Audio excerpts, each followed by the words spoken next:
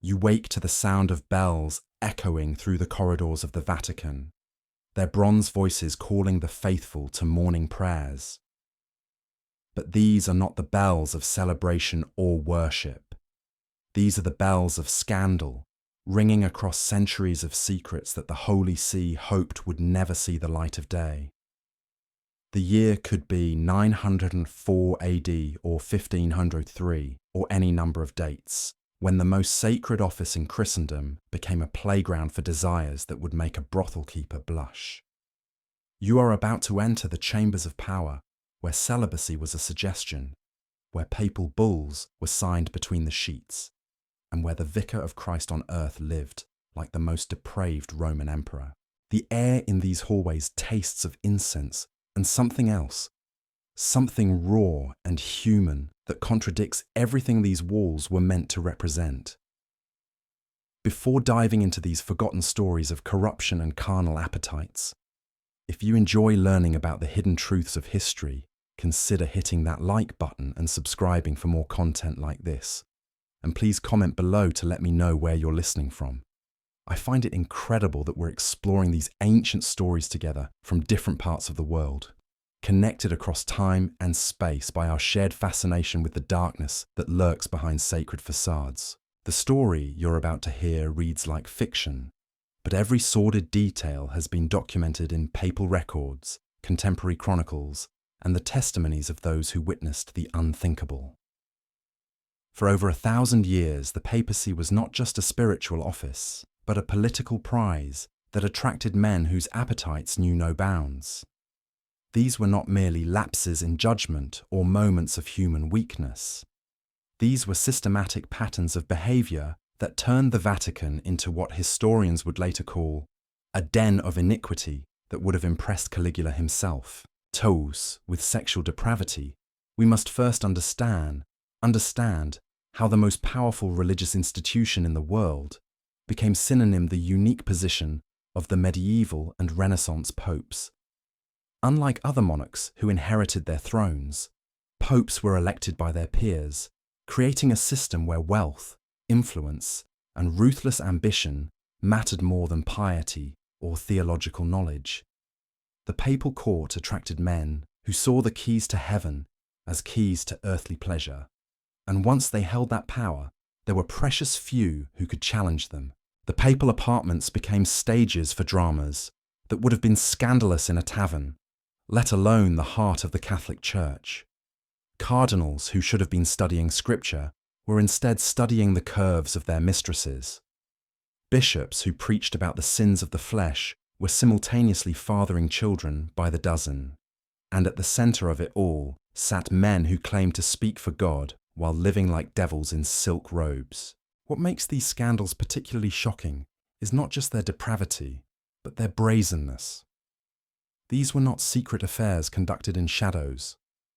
These were public displays of corruption that everyone knew about, from the lowest servant to the most powerful king. Yet the system continued because the papacy held such immense political and spiritual power that even the most outrageous behavior could be overlooked if it served the right interests. The transformation of the Vatican from a spiritual center into what contemporary observers called a palace of vice did not happen overnight. It was a gradual descent that began in the early medieval period and reached its horrifying peak during the Renaissance. Each generation of corrupt clergy pushed the boundaries further, normalizing behavior that would have been unthinkable to the early Christian martyrs. Consider the atmosphere in which these scandals unfolded. The papal court was a world unto itself, isolated from normal moral constraints by walls of marble and traditions of absolute authority. Within these walls, normal rules did not apply. Cardinals could openly keep multiple mistresses. Priests could sell sacraments to the highest bidder, and popes could indulge in every vice known to humanity, while millions of faithful believers trusted them with their eternal souls.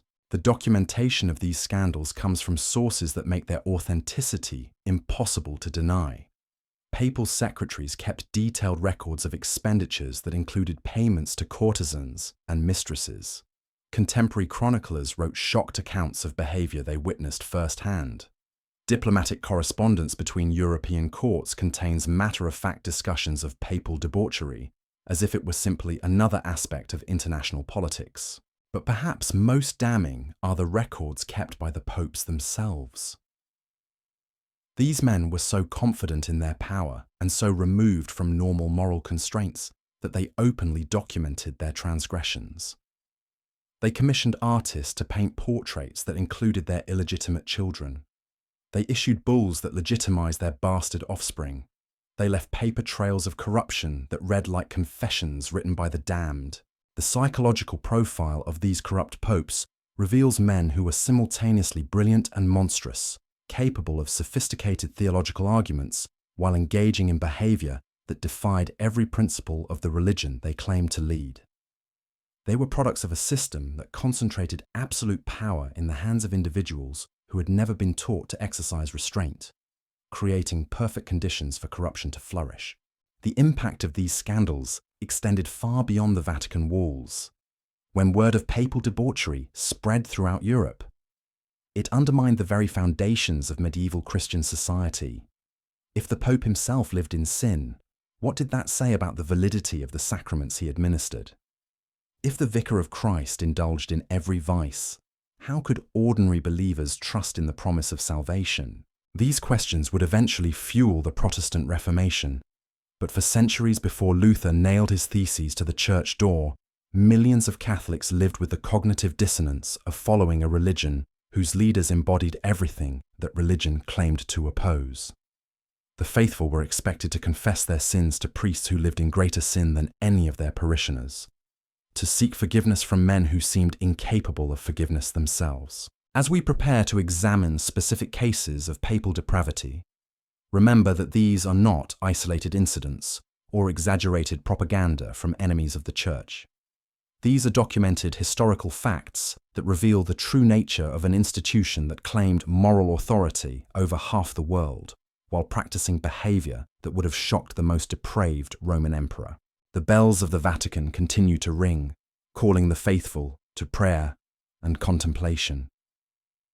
But if you listen carefully to their bronze voices echoing off ancient stones, you might hear something else entirely. The laughter of long-dead popes who turned the house of God into a playground for earthly pleasures, the whispered confessions of scandals too shocking for most history books, and the eternal judgment that awaits those who corrupted the sacred in pursuit of the profane. The papal throne that would witness some of history's most depraved sexual scandals was first occupied by a man whose appetites would set the standard for centuries of corruption to come. Pope Sergius III, who ascended to the papacy in 904 AD, did not simply bend the rules of celibacy.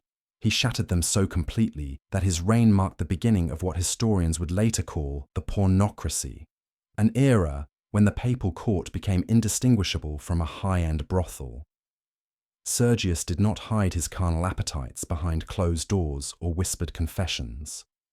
He openly took as his mistress Marozia, a woman from one of Rome's most powerful families, and with her fathered a son who would later become Pope John IX.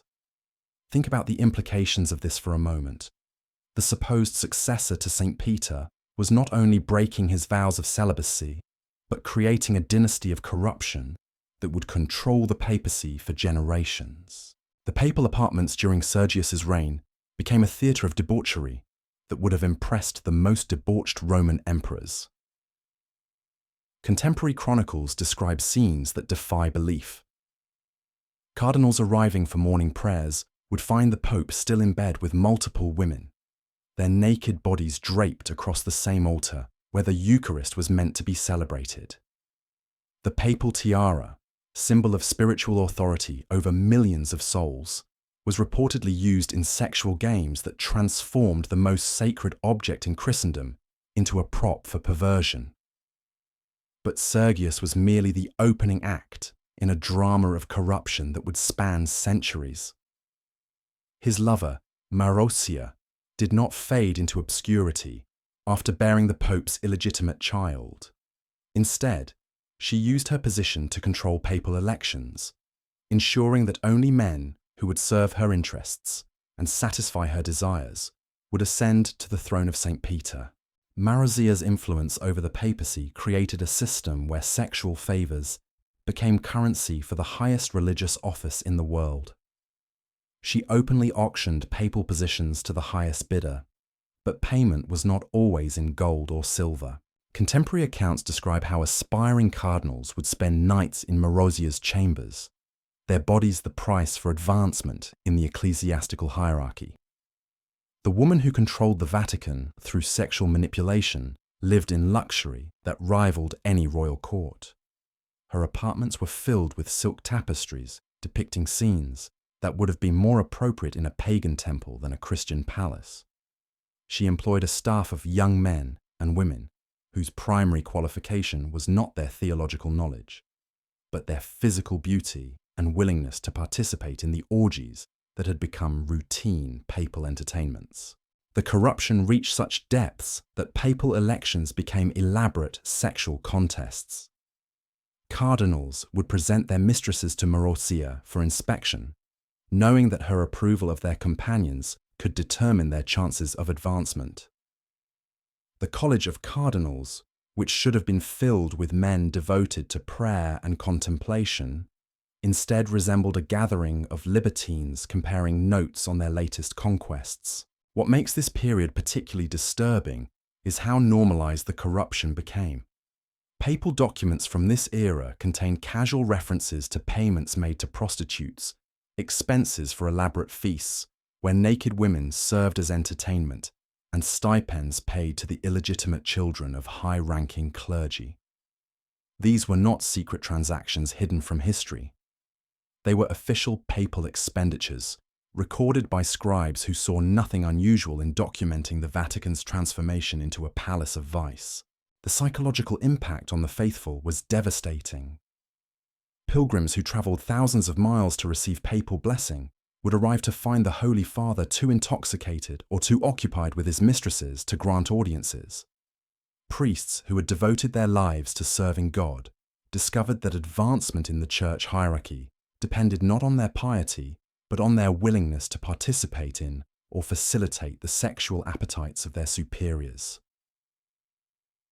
The papal court, during this period, attracted the most depraved individuals from across Europe.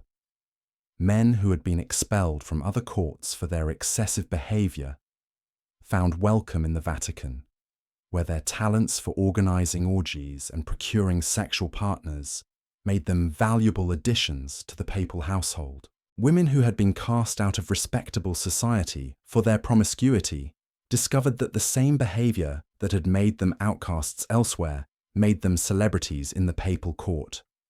The sacred spaces of the Vatican itself became contaminated by these activities.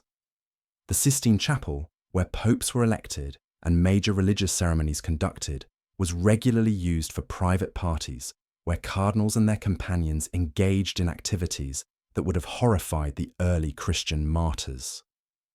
Altar cloths bore stains that had nothing to do with spilled communion wine, and confessional booths became venues for assignations between clergy and their lovers.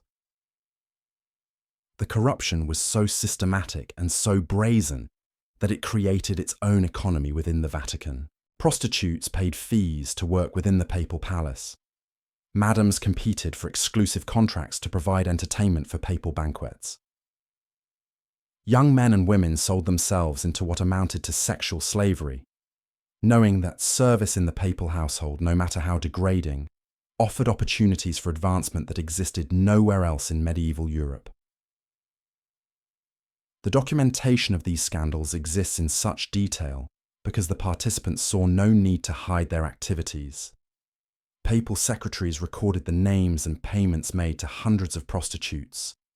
Artists were commissioned to create works depicting papal orgies, with the popes themselves proudly displaying these pornographic masterpieces in their private chambers. Letters between cardinals contained explicit descriptions of their sexual adventures, written with the casual tone of men discussing the weather. As we close the heavy doors of the Vatican archives, and step back from these chronicles of corruption, we are left with a truth more disturbing than any individual scandal. The men who claimed divine authority over millions of souls lived lives that would have made pagan emperors blush with shame. From Pope Sergius III's bastard dynasty to the systematic prostitution that turned the Holy See into history's most exclusive brothel, we have witnessed the complete inversion of everything Christianity claimed to represent.